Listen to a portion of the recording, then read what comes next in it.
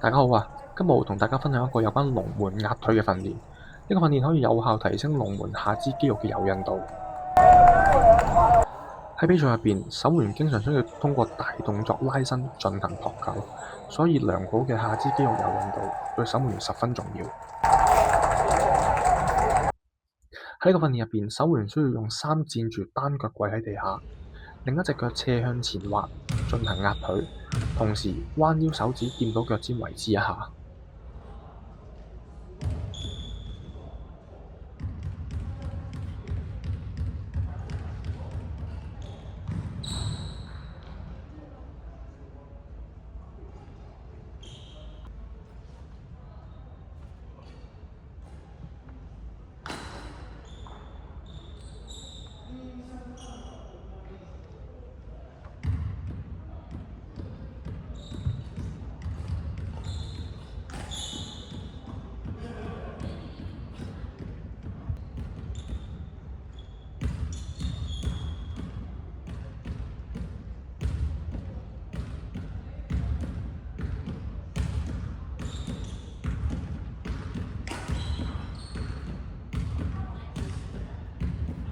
守門員可以將訓練分做6下一組，做3組。